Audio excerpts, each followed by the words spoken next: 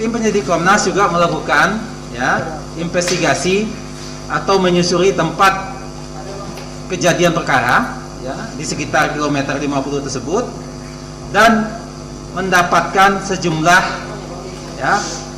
barang-barang yang bisa dinyatakan atau bisa dilihat sebagai bukti. Nanti bukti-bukti ini memang perlu kami uji lagi, Di antaranya adalah pertama didapatkannya proyektil peluru, di Mas Anam, tolong. Proyektil peluru, Proyektil ini tentu bentuknya sudah apa? Diangkat, Pak.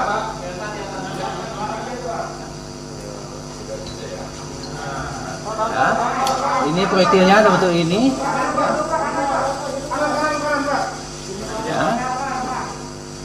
Ini proyektil.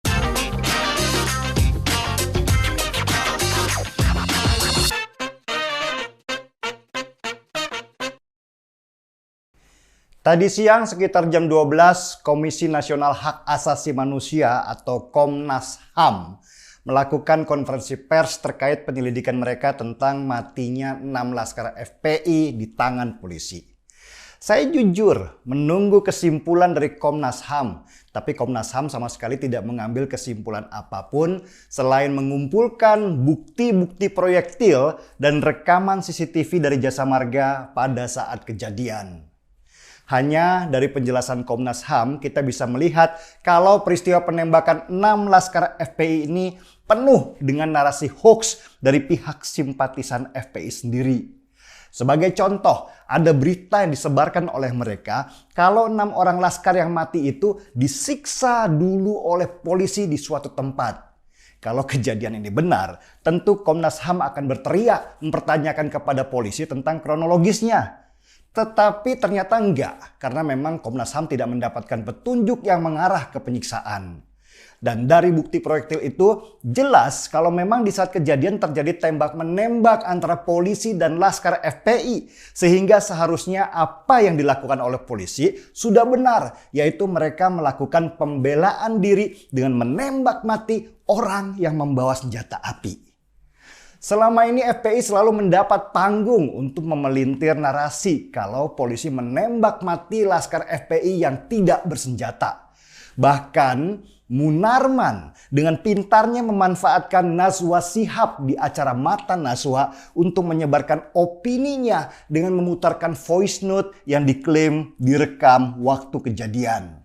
Padahal kalau saya dengar, voice note itu isinya percakapan para laskar FPI yang jauh dari kejadian.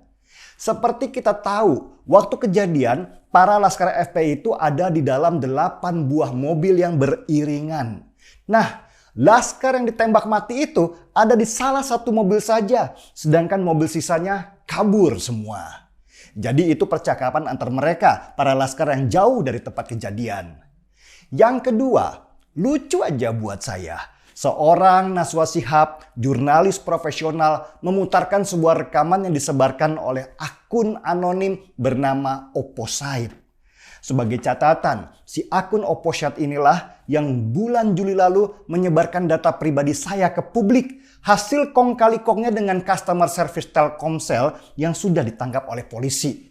Orang di balik akun Opposite ini sekarang sudah masuk daftar pencarian orang sebagai kriminal.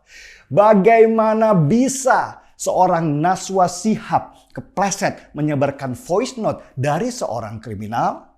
Jawabannya sederhana, mirip kasus Dr. Terawan dulu. Semuanya demi konten, biar ada penontonnya, jadi bombastiskan saja beritanya.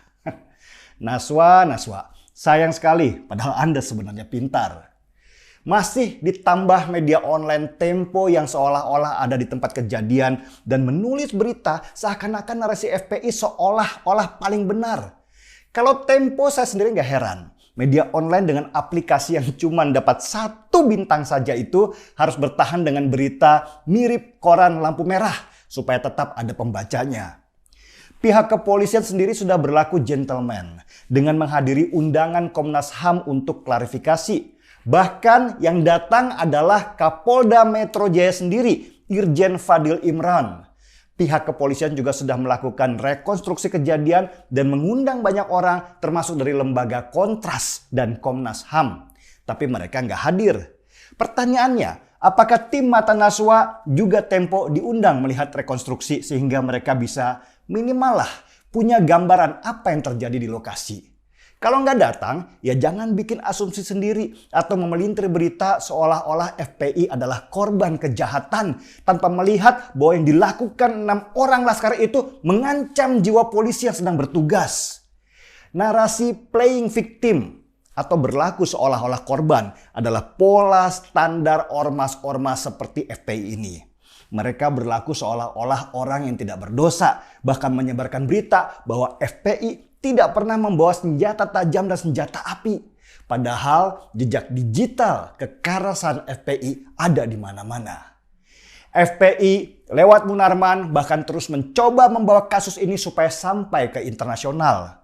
Yang terakhir, akhirnya terbongkar kalau seorang diplomat Jerman datang ke markas FPI dengan sembunyi-sembunyi. Kemungkinan besar ada kerjasama antara Munarman dengan diplomat Jerman itu untuk mempolitisasi isu matinya 6 laskar FPI ini. Kabar yang saya dengar, diplomat Jerman yang berkunjung ke markas FPI itu sudah dipulangkan oleh kedubes Jerman karena dapat teguran keras dari Menteri Luar Negeri. Sebenarnya, kalau Komnas HAM akhirnya mengambil kesimpulan berdasarkan bukti dan saksi yang mereka dapat di lokasi bahwa polisi sudah benar dengan tindakan menyelamatkan diri, orang seperti Munarman dan beberapa orang lain yang terus-menerus memelintir berita untuk membelokkan persepsi harus ditangkap karena mereka membuat suasana terus-menerus keruh dengan framing-framing yang mereka ciptakan. Saya percaya kepada kepolisian Republik Indonesia.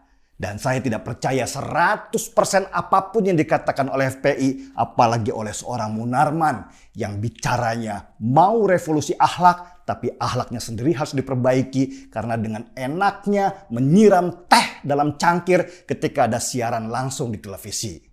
Yang percaya Polri, mari kita angkat cangkir kopinya. Markiman. Mari kita tangkap Munarman. Saya Denny Siregar, kita di acara Timeline.